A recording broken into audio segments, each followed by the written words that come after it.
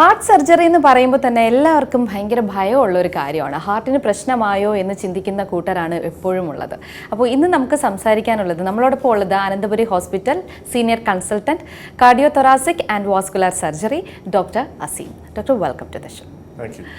Doctor, എനിക്കിന്ന് ചോദിക്കാനുള്ളത് beating heart സർജറിയെ കുറിച്ചാണ്. അപ്പോൾ അങ്ങനെ ഒരു സർജറി എന്താണ് എന്നുള്ളത് ഞാൻ തന്നെ ഫസ്റ്റ് ടൈം കേൾക്കുന്ന ഒരു നെയിമാണ്. അപ്പോൾ എന്തായിരിക്കും ആ ഒരു സർജറിയെ കുറിച്ച് പറയാം? നമ്മൾ ഹാർട്ട് ഓപ്പറേഷൻ ചെയ്യുമ്പോൾ സ്റ്റാൻഡേർഡായിട്ട് ചെയ്യുന്നത് ഹാർട്ടിൻ്റെ പമ്പിങ് ഒരു മസിലിലോട്ട് ഒരു മെഷീനിലോട്ട് മാറ്റി, ആ മെഷീനിന് കാർഡിയോ പൾമണറി ബൈപ്പാസ് മെഷീൻ എന്ന് പറയും. ആ മെഷീനിലോട്ട് മാറ്റി ഹാർട്ടിൻ്റെ പ്രവർത്തനം സ്റ്റോപ്പ് ചെയ്തതിന് ശേഷമാണ് പല ഹാർട്ട് സർജറികളും ചെയ്യുന്നത്.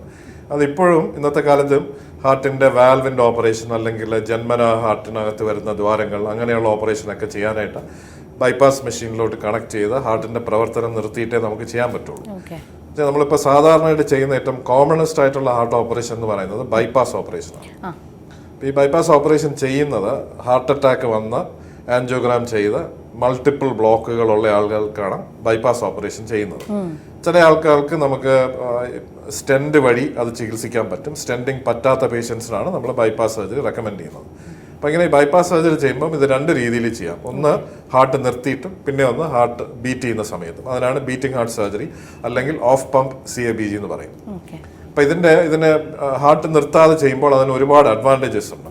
മെയിനായിട്ടുള്ള അഡ്വാൻറ്റേജ് ഏതൊരു ഹാർട്ട് ഓപ്പറേഷൻ ചെയ്യുമ്പോഴും ബ്രെയിനിന് തലച്ചോറിന് ഡാമേജ് വരാനുള്ള സാധ്യതയുണ്ട്, സ്ട്രോക്ക് വരാനുള്ള സാധ്യത കൂടുതലാണ്.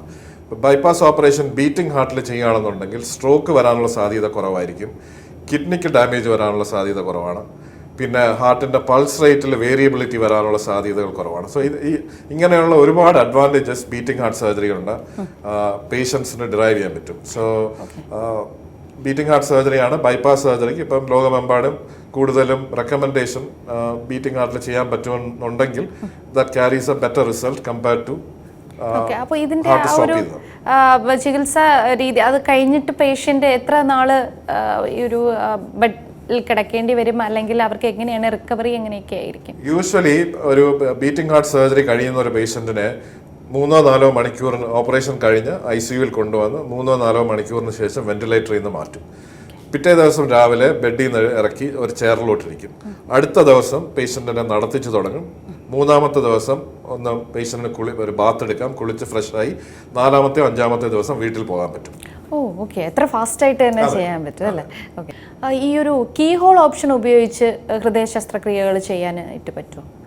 ഇന്നത്തെ മോഡേൺ ടെക്നോളജി ഉപയോഗിച്ചിട്ട് നമുക്ക് ട്രഡീഷണലായിട്ട് നമ്മൾ ചെയ്തുകൊണ്ടിരുന്ന പല ഓപ്പറേഷൻസും കീ ഹോൾ വഴി നമുക്ക് ചെയ്യാൻ പറ്റും. സ്റ്റാൻഡേർഡ് ഓപ്പറേഷൻ എന്ന് പറയുന്നത് ഇവിടെ നെഞ്ചിന്റെ നടുക്ക് ഒരു ഇൻസിഷൻ ഉണ്ടാക്കി ചെസ്റ്റ് മുഴുവൻ തുറന്നിട്ടാണ് ഓപ്പറേഷൻ ചെയ്യുന്നത്. ഇപ്പോഴും പല ഓപ്പറേഷൻസും നമുക്ക് അങ്ങനെ ചെയ്യാൻ പറ്റുള്ളൂ. അതിന് ഒരുപാട് കാരണങ്ങളുണ്ട്, സേഫ്റ്റി റീസൺസ്, പിന്നെ ആക്സസ് ഇഷ്യൂസ് ഒക്കെ കാരണം ഇപ്പോഴും അങ്ങനെ ചെയ്യാൻ പറ്റുള്ളൂ. പക്ഷെ ചില ഓപ്പറേഷൻസ്, എസ്പെഷ്യലി ജന്മന ഹാർട്ടിൽ വരുന്ന ദ്വാരങ്ങൾ, ASD VSD എന്നൊക്കെ പറയും, അതല്ലാതെ ഹാർട്ടിന്റെ വാൽവിനുള്ള തകരാറുകൾ, aortic valve replacement, mitral valve replacement, അതെല്ലാം നെഞ്ച് ഫുൾ തുറക്കാതെ റൈറ്റ് സൈഡിൽ ചെറിയ ഇൻസിഷൻസ് വഴി നമുക്ക് ചെയ്യാൻ പറ്റും. ഇത് 2 രീതിയിലാണ്, 3 രീതിയിൽ ചെയ്യാം. One is called direct vision എന്ന് വെച്ചാൽ നമ്മളൊരു റൈറ്റ് സൈഡിൽ ചെറിയൊരു ഹോൾ ഉണ്ടാക്കി അതിനകത്തൂടെ ഡയറക്റ്റ് ആയിട്ട് നമ്മൾ നോക്കി ചെയ്യും.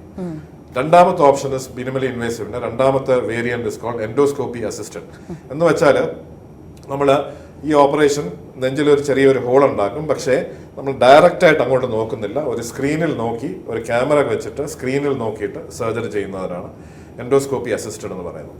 ഇതിന്റെ മോർ അഡ്വാൻസ്ഡ് വേർഷനാണ് റൊബോട്ടിക് കാർഡിയാക് സർജറി എന്ന് പറയുന്നത്. അതിന് റൊബോട്ടിക് അസിസ്റ്റൻസോട് കൂടി നമുക്ക് പല ഹാർട്ട് ഓപ്പറേഷൻസും ചെയ്യാൻ പറ്റും.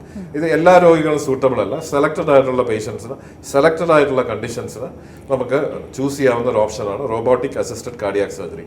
അതിൽ സർജൻ പേഷ്യൻറ്റിൻ്റെ അടുത്തായിരിക്കില്ല, ഒരു കൺസോളിലിരുന്നായിരിക്കും ഓപ്പറേറ്റ് ചെയ്യുന്നത്. ഒരു റോബോട്ടിക് ആംസ് ഉണ്ട്, നമ്മുടെ സർജൻ്റെ കൈക്ക് പകരം റോബോട്ടിൻ്റെ ആംസിൽ ഇൻസ്ട്രുമെന്റ്സ് കണക്ട് ചെയ്തിട്ട് അത് വെച്ചായിരിക്കും സർജൻ ഒരു കൺസോളിലിരുന്ന് മാനിപ്പുലേറ്റ് ചെയ്യുന്നത്. സോ ഇതൊക്കെയാണ് കീ ഹോൾ സർജറി ചെയ്യാനുള്ള ഡിഫറെന്റ് മെത്തേഡ്സ്. ഇതിന്റെ അഡ്വാൻറ്റേജസ് എന്ന് പറയുന്നത്, സാധാരണഗതിയിൽ നമ്മൾ നടുക്കൊരു വലിയൊരു ഇൻസിഷൻ ഉണ്ടാക്കി അതിൽ നിന്ന് പേഷ്യന്റിന് കംപ്ലീറ്റ് റിക്കവറി വരാനായിട്ട് കുറച്ച് ദിവസങ്ങളെടുക്കും. അത് മാത്രമല്ല ഇവിടുത്തെ ഈ എല്ലുണങ്ങാനായിട്ട് 4 to 6 weeks എടുക്കും. അപ്പൊ അത് കാരണം ആ 4 to 6 weeks സ്ട്രെനുവസ് ആയിട്ടുള്ള ആക്ടിവിറ്റീസ് ഒന്നും ചെയ്യാൻ പറ്റില്ല പേഷ്യന്റിന്. ഇപ്പോൾ ഡ്രൈവിങ്ങും അങ്ങനെയുള്ള കാര്യങ്ങളൊക്കെ ഒരു അപ് ടു 2 months അവോയ്ഡ് ചെയ്യേണ്ടി വരും. ഓക്കെ. കീ ഹോൾ സർജറി ആകുന്നതുകൊണ്ട് എല്ല് കട്ടിയാത്തതുകൊണ്ട് റിക്കവറി കുറച്ചും കൂടെ ക്വിക്കർ ആയിരിക്കും. പക്ഷേ ഒരു കാര്യം മനസ്സിലാക്കേണ്ടത്, നമ്മൾ സ്റ്റാൻഡേർഡ് ഓപ്പറേഷനോ കീ ഹോൾ ഓപ്പറേഷനോ എന്ന് പറയുന്നതല്ല, നമ്മൾ അകത്ത് ചെയ്യുന്നത് എല്ലാം സെയിം ആണ്. അത് പലർക്കും ഒരു തെറ്റിദ്ധാരണയുണ്ട്, കീ ഹോൾ സർജറി ചെയ്താൽ പെട്ടെന്ന് നമ്മളെന്തോ വ്യത്യാസമായിട്ടാണ് ചെയ്യുന്നത്. ഒരിക്കലും അല്ല. അകത്ത് ചെയ്യുന്നത് വാൽവ് മാറ്റിവെക്കുകയോ ബൈപ്പാസ് ചെയ്യുകയോ എല്ലാം സെയിം ആണ്. സ്റ്റാൻഡേർഡ് ഓപ്പറേഷൻ പോലെ തന്നെയാണ് കീ ഹോൾ എന്ന് പറയുന്നത്. ആക്സസിന് മാത്രമേ വ്യത്യാസമുള്ളൂ. സ്റ്റാൻഡേർഡ് ഓപ്പറേഷൻ മുറിവ് നടുക്കാണെങ്കിൽ കീ ഹോൾ സർജറിക്ക് മുറിവ് ഒന്നുകിൽ ലെഫ്റ്റ് സൈഡിലായിരിക്കും, റൈറ്റ് സൈഡിലായിരിക്കും. അത് മാത്രമേ ഉള്ളൂ വ്യത്യാസം. അപ്പോൾ ഈ ഒരു ബീറ്റിംഗ് ഹാർട്ട് സർജറിക്ക് നമുക്ക് ബൈപ്പാസ് സർജറി ആണെന്ന് പറഞ്ഞല്ലോ, അതിന് കീ ഹോൾ യൂസ് ചെയ്യാം? അത് കീ ഹോൾ ആയിട്ട് ചെയ്യാം. നമ്മളത് ചെയ്യുന്നത് നെഞ്ചിന്റെ ലെഫ്റ്റ് സൈഡിൽ ഒരു ഇൻസിഷൻ ഉണ്ടാക്കി ആ ഇൻസിഷനിൽ കൂടെ ഹാർട്ടിലേക്കുള്ള ബൈപ്പാസ് ചെയ്യാൻ പറ്റും. പക്ഷെ അതിന് എല്ലാ പേഷ്യൻസും സ്യൂട്ടബിൾ അല്ല. അത് രക്തക്കുഴലുകളുടെ എണ്ണം, രക്തക്കുഴലിലെ കണ്ടീഷൻ. ഇപ്പോൾ ഒരുപാട് കാൽസ്യം ഉള്ള രക്തക്കുഴലൊക്കെ ആണെന്നുണ്ടെങ്കിൽ നമുക്ക് മിനിമലി ഇൻവേസീവ് ആയിട്ട് കീ ഹോൾ ആയിട്ട് ചെയ്യാൻ പറ്റില്ല, ഡേഞ്ചറസ് ആണ്. സോ പേഷ്യന്റ് സെലക്ഷൻ വളരെ ഇമ്പോർട്ടൻ്റ് ആണ്. ഓക്കെ. അപ്പോൾ എനിക്ക് തോന്നുന്നു കീ ഹോൾ സർജറിയെക്കുറിച്ചും മറ്റ് സർജറിയെക്കുറിച്ചും എല്ലാം ഡോക്ടർ വിശദമായിട്ട് നമുക്ക് പറഞ്ഞു തന്നു. എനിവേ നമ്മളോടൊപ്പം സംസാരിച്ചിരുന്നത് ഫാസിൽ മുഹമ്മദ് അസീം ഡോക്ടറാണെന്ന്. Doctor thank you so much.